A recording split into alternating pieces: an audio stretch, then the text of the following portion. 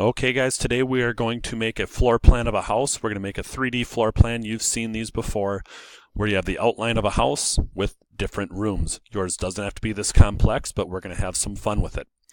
To get started, you're just going to go open up a new thing, make sure you change the name to something unique. And I want you to pull out a shape, a square, and I want you to make it 175 millimeters by 100 millimeters. Now you could just drag the squares to where you want it in the corner there. I found it faster just to do that. Now to make the outline of all the walls very quickly, if I take my whole shape, I'm going to raise it up 2 millimeters so that way it's off the ground. I'm then going to make it just a little bit smaller than my last shape. I'm going to make it 100 and I'm going to do this one first. I'm going to make it 160 by 95. Now, when I put it in here, I'm going to try to get it aligned as best I can, but an easier and quicker way, and you guys know how to do this, is to grab both shapes, hit the align button, and align to the middle. This will pull everything to the best spot where it's aligned evenly on both sides, or you could do it by just by moving your mouse if you need to. I'm going to group them together, and now you will see that I have my walls. If you also haven't learned, instead of using that box to turn around, you can hold the control key and just click and drag however you need.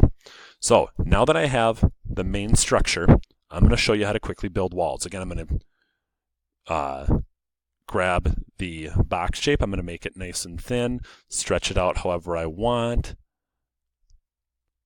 Perfect. I'm going to grab another box shape so I have another wall. I'm going to set it right next to it.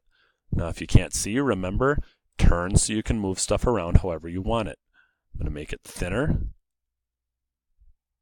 kind of even it out as best I can, and stretch it to the far side. Take some time every once in a while and just start grouping things together. You might notice I have a little error right there. I can clean that up later by using a hole. So now I'm going to be putting in a door. Your house will need to have doors. We'll go through those constraints later. And I'm going to go like this. Now you're going to notice something that happens when I group my shapes together.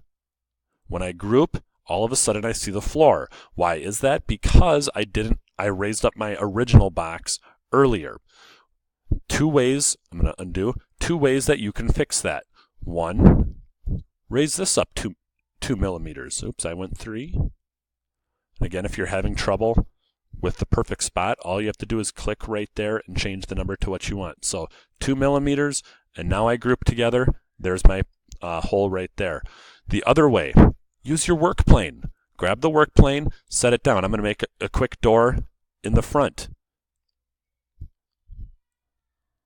I put the work plane inside my house, and now when I group together, there it is. I have a door, front door to my house. Now, what do you guys have to do for this project? You are going to be making a house. It could be an imaginary one, or even better, make it your house.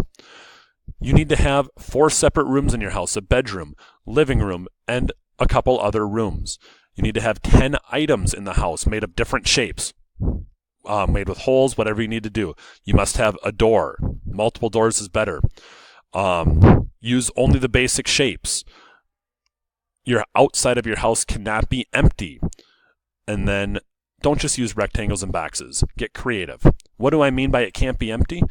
Add a basketball hoop, add a driveway, add a little garden. Get creative. As far as things in your house, maybe a TV, a couch, a bed for the bedroom. And then as you go through, you're going to be taking screenshots of what your house looks like. If you have any questions, please reference this video, ask a friend, or ask me.